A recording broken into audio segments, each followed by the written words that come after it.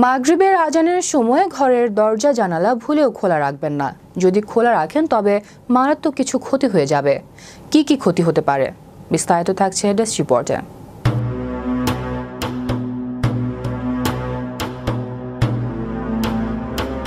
মাগরিবের আজানের সময় ঘরের দরজা জানালা ভুলেও খোলা রাখবেন না।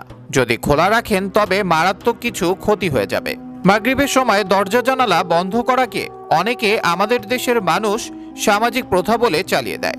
আসলে এটি কোনো সামাজিক প্রথা নয়, এটি মহানবী সাল্লাল্লাহু আলাইহি ওয়াসাল্লাম নানান ধরনের হাদিসের মধ্যে বলে গেছেন। রাসূলুল্লাহ সাল্লাল্লাহু আলাইহি ওয়াসাল্লাম কেন মাগরিবের আজানের সময় দরজা জানালা বন্ধ করার নির্দেশ দিয়েছেন? পবিত্র আল কোরআনে আজ পর্যন্ত যত কিছুই পাওয়া গেছে সবই চিরসত্য, এবং রাসূলুল্লাহ সাল্লাল্লাহু আলাইহি ওয়াসাল্লাম আজ পর্যন্ত যা যা বলে গেছেন সেগুলো অবিশ্বাস করার কোনো জায়গা নেই। যদি কেউ সেগুলো অবিশ্বাস করে সে অমুসলিম এবং কাফির হিসেবে গণ্য হবে।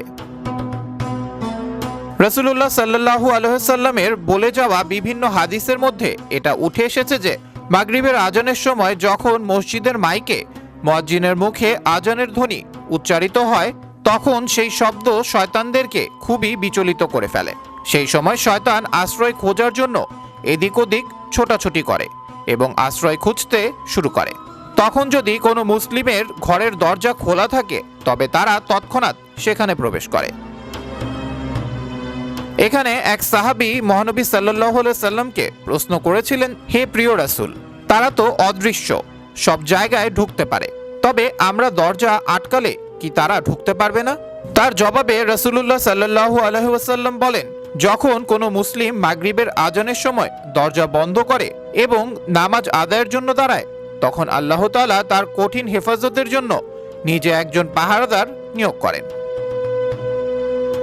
এছাড়াও রাসূলুল্লাহ সাল্লাল্লাহু আলাইহি সাল্লাম মাগরিবের আজান দেওয়ার আগেই ছোট বাচ্চাদেরকে নিজ ঘরে ফেরত যেতে বলেছেন, কেননা মাগরিবের আজানের পরে দিনের আলো ফুরিয়ে রাতের অন্ধকার শুরু হয় এবং রাতের অন্ধকারে জিনের চলাচল বেড়ে যায়। এক্ষেত্রে সেই সকল শিশুরা অসুরক্ষিত হয়ে থাকে, কেননা জিন্নেদের মধ্যে দুই প্রকার জিন থাকে, ভালো জিন এবং দুষ্ট জিন।